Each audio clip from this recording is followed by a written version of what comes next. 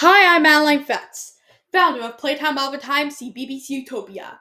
For more information about our developmental products, visit Playtime All the Time CBB's 2272 on YouTube.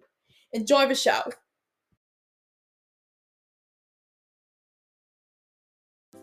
In 2005, a public broadcasting service, two companies behind children's television shows, and a cable provider would change the landscape of children's television forever. Sprout has been on air for 12 years with 101 shows, 7 program blocks, and availability in over 16 million homes. While the channel may not exist anymore, it still lives on in the hearts of the children that had a chance to watch it. Sprout's distinctive, interactive programming and original hosted program blocks were what set it apart from others, and allowed it to help those in need. The hosts were greeted by countless children when they appeared live, and have received over 5,000 viewer submissions. Sprout was arguably the most influential television channel ever in existence, and here is its story.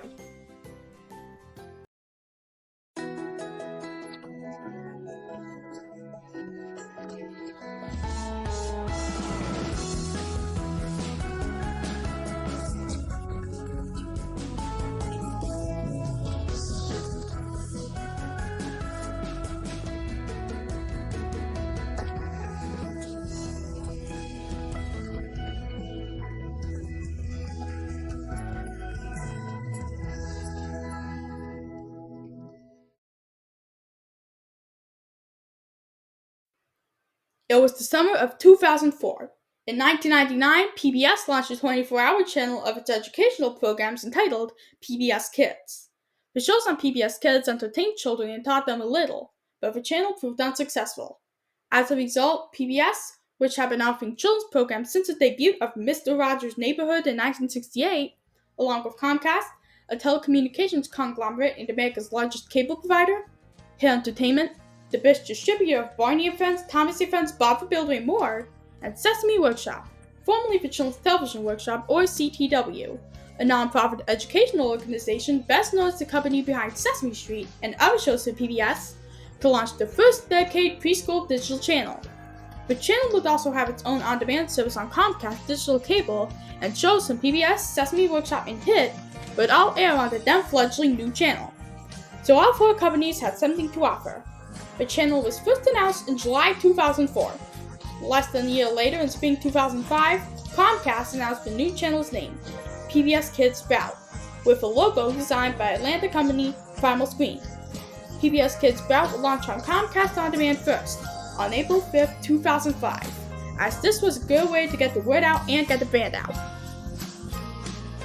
This new video on demand service would offer 55 hours of beloved preschool programs, including Angelina Ballerina, Barney and Friends, Bob the Builder, Caillou, Booba, Teletubbies, Dragon Tales, Saga, the Chinese Siamese Cat, Fireman Sam, Make Way for Naughty, JJ the Jet Plane, Kipper, The Bernstein Bears, Zaboomafoo, Fast Creatures, Seven Little Monsters, George Shrinks, James the Cat, Big Sister, Little Brother, Adventures of Captain Pugwash, Archibald the Koala, Rambling Hedge, Percy the Parkeeper, Captain Zen the Z-Zone, The Free Friends and Jerry, Dennis and Asher, Sheep, Flytails, and Sesame Street.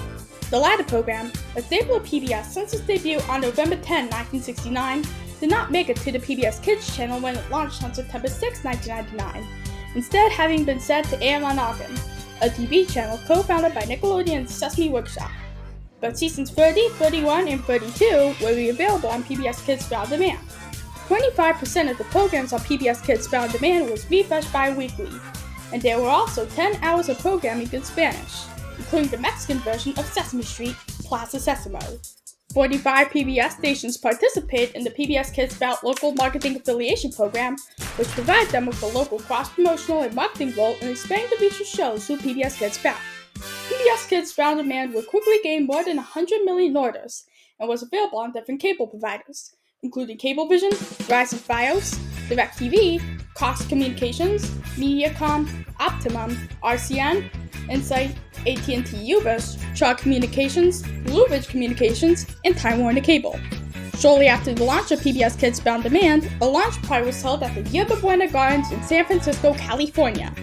Actor Roscoe Orman, Big Bird, Barney the dinosaur, and walk-around versions of Elmo, Bob, and Angelina Mouseling were present at the festivities, and children in attendance were encouraged to shout PBS Kids Sprout slogan, "Let's Grow," in order to launch video clips of the channel's programming. Barney was voiced here by his original voice actor, Bob West.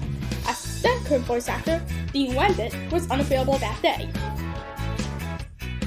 PBS Kids Sprouts the channel will launch on September 26, 2005, replacing PBS Kids as Channel 295 on Comcast.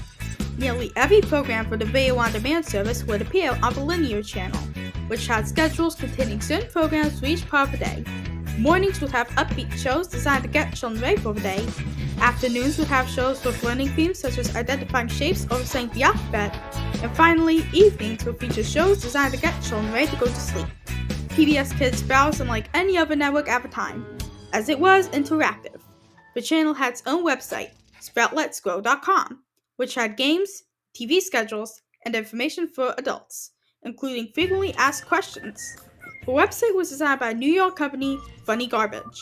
Primal Screen designed the channel's items, which were made to resemble classic storybook illustrations. These items will premiere on PBS Kids Sprout on Demand in January. When PBS Kids Sprout launched, its general manager was Diana Karekes. Soon after, the channel found itself a president and senior vice president of programming, Sandy Wax and Andrew Beecham.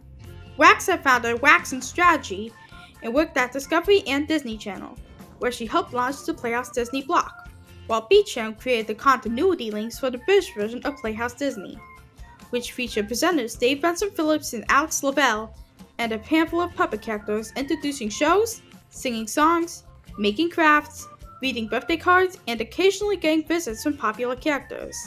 It is worth noting that these elements were not invented by Playhouse Disney UK, as channels and blocks such as Children's BBC or CBBC have been implementing them for years.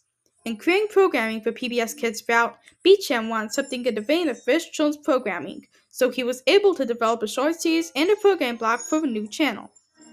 The Birthday Show was a short series hosted by Kevin Yamada, an actor coming out of Caillou and the movie Old Dogs. Kevin would read viewers' birthday cards with a picture of a child, their name and age, and their favorite PBS Kids Sprout characters, all delivered by a cardboard postman named Mr. Mailman. A scroll at the bottom of the screen contained more birthdays, including those whose cards have been read. Kevin would also present segments of children making crafts and recipes, playing games, or doing activities for a birthday party, all themed around a popular PBS Kids Sprout character. These ranged from Teletubbies birthday cupcakes to a fruit face of Grover from Sesame Street.